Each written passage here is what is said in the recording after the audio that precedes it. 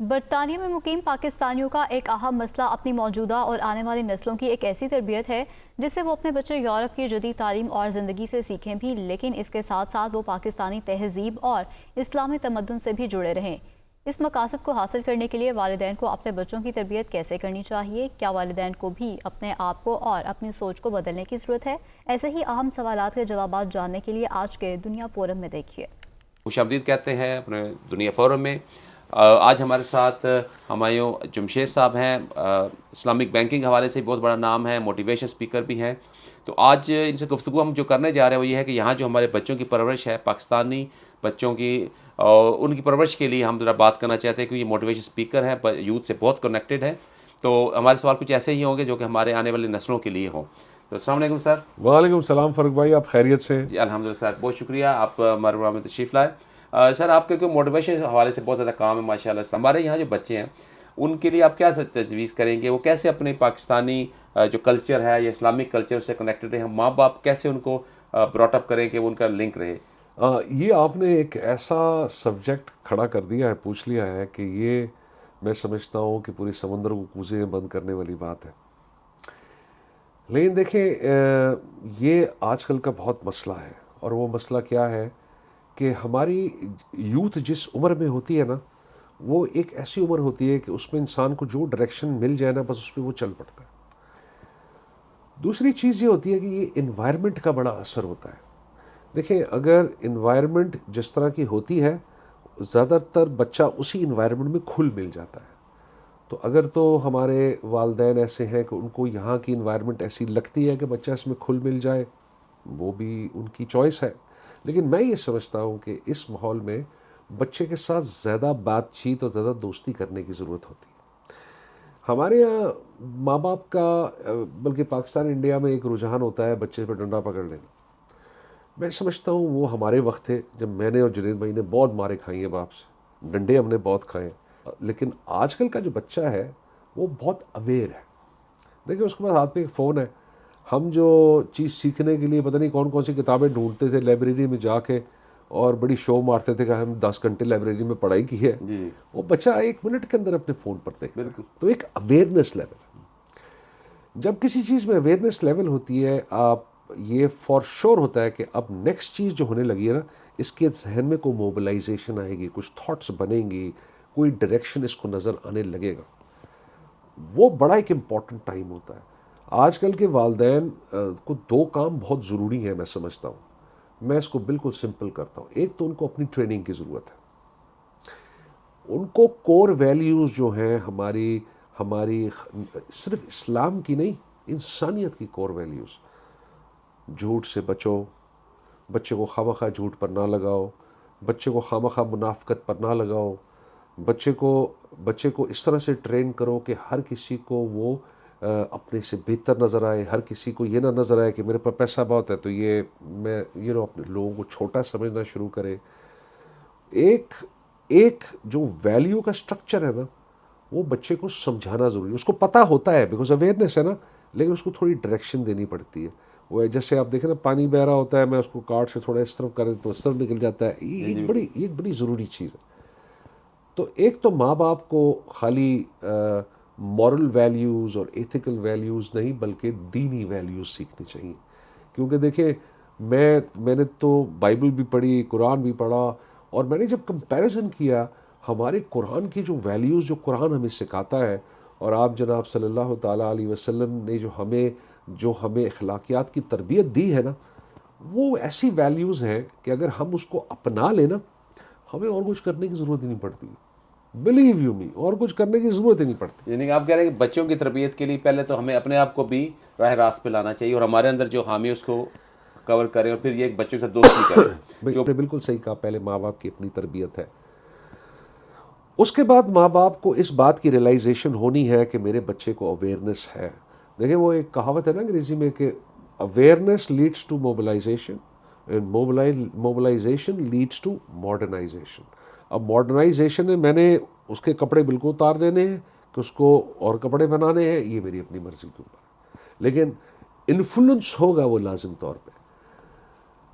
ہمیں پاکستان میں یہ بات ٹھیک ہے کہ پاکستان میں بھی اب بہت زیادہ ماڈرنزم ہے پاکستان میں بھی، لیکن پاکستان میں پھر ماحول ایسا نہیں ہے. گھروں میں ضرور ہوتا ہوگا، ماحول نہیں ہے. جب ہم پاکستان سے باہر رہتے ہیں تو ماحول ایسا ہوتا ہے.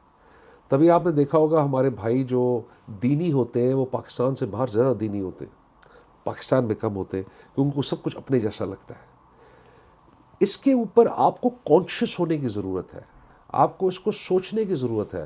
دیکھیں، آپ کو ہر ماں کے لیے یہ رسپانسبلٹی ہے کہ میں نے صرف یہی نہیں سوچنا کہ میرا بٹا ڈاکٹر انجینئر بن کے کتنے کمانے لگ جائے گا، کتنے پیسے اس کو ملنے لگ جائیں گے، بلکہ یہ بھی سوچنا ہے کہ میرا بچہ ایک اچھا انسان بنے گا، میرا بچہ ایک اچھی اولاد بنے گا، میرا بچہ ایک اچھا باپ بنے گا، میرا بچہ ایک اچھا میرا بیٹا بنے گا.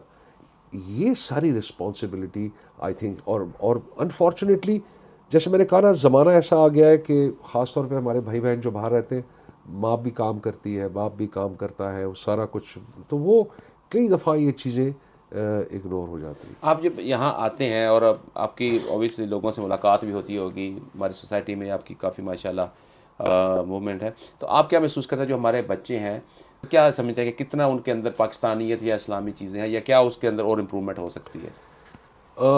دیکھیں، ہر جگہ ہر طرح کا آپ کو ماحول ملتا ہے نا، تو دونوں ہی سائڈیں ہیں.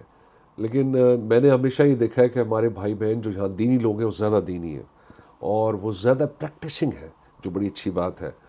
ہمارے میں نے کہا نا، گھر کے ماحول سے فرق پڑتا ہے. ہمارے یہاں بہت سارے ایسے میں بچوں سے ملتا ہوں، ایسے لوگوں سے ملتا ہوں جو اپنے کلچر سے ریلیٹ کرتے ہیں، اپنے ملک سے ریلیٹ کرتے ہیں. اپنے ملک کے اندر کوئی غلط کام ہوتا ہے تو ان کو یہاں ہرٹ کرتا ہے. میں بہت ساروں سے ایسے ہی ملتا ہوں. بہت سارے ایسے ہوتے ہیں جو کہتے ہیں وی ڈونٹ کیئر، لیکن میں یہ سمجھتا ہوں کہ وہ صرف کہہ رہے ہیں وی ڈونٹ کیئر، کیونکہ جہاں انسان کی بنیاد ہوتی نا وہ کبھی ختم نہیں ہوتی. جہاں اس کی کہتے ہیں نا، جہاں اس کا خون ہوتا ہے وہ کبھی ختم نہیں ہوتا. لیکن اتنے ڈس اپوائنٹمنٹ میں کبھی دفعہ چلے جاتے ہیں کہ وہ کہتے ہیں کہ یار وی ڈونٹ کیئر. دیکھیں، بات گھوم کے وہی کوشچن 1 پر آتی ہے کہ attachment is with the culture. اور یہ میں نے کہا پیرنٹس کو بھی سیکھنا ہے اور بچوں کو بھی سیکھنا ہے. اگر میں ایک بات کہوں جو میں کبھی نہیں بھی کہنا چاہتا، لیکن میں جب ہسٹری دیکھتا ہوں تو مجھے نظر آتا ہے کہ جب قوم میں غلامی ہوتی ہے اور وہ غلامی زیادہ عرصے تک چلتی ہے تو آہستہ آہستہ وہ اپنا کلچر بھول جاتی ہے، آہستہ آہستہ وہ اپنی آئیڈینٹی بھول جاتی ہے، آہستہ آہستہ اس کو اپنے اوپر جو اس کے آقا ہوتے ہیں وہ زیادہ پسند آنے لگ جاتے ہیں، ان کا طریقہ پسند آنے لگ جاتا ہے. یہاں کے ہمارے جو بھائی بہن ہیں نا، میں سنتا ہوں ان میں یہ نہیں ہے. ان میں تو بیکاز اس ماحول میں رہ رہے ہیں. دیکھیں نا، ایک بچہ یہیں پیدا ہوا ہے، یہیں اسکول گیا ہے، اب آپ اسے ایکسپیکٹ کریں کہ اس کے پیرنٹس گجرانوالہ سے ہیں تو اس کو وہاں کا کلچر پتہ ہو؟ نہیں پتہ ہوگا. تو اب یہ رسپانسبلٹی کس کی ہے؟ پیرنٹس کی ہے کہ بھئی میں ان کو ان کا اوریجنل کلچر بھی دکھاؤں، میں ان کو یہ بھی سمجھاؤں کہ بیٹا مورل ویلیوز کیا ہوتی ہیں، میں ان کو یہاں بھی بتاؤں کہ بیٹا کیسے بچ کر کیسے تم نے چلنا ہے. تو میں سمجھتا ہوں کہ اچھا برا تو آپ کی تربیت سے ہوتا ہے، ماحول سے فرق پڑتا ہے، لیکن میں سمجھتا ہوں تربیت زیادہ ضروری چیز ہوتی ہے.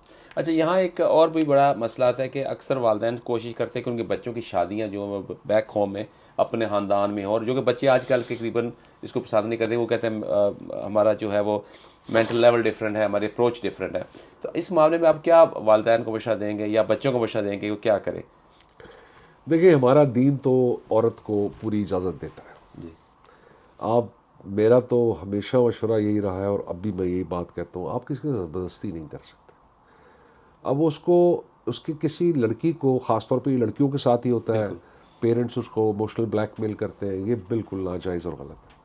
میں سمجھتا ہوں کہ اس کو پورا اس کو لبرٹی ہونی چاہیے کہ اس کو اپنی پسند کی شادی کر سکے، اور اس میں انہی کا فائدہ ہے. دیکھیں، آپ آج کل کا میں نے کہا نا ماحول وہ نہیں ہے کہ جیسے بچی ایک گھر میں گئی، بے شک خوش ہو نہ ہو ساری زندگی وہاں کاٹ دے گی.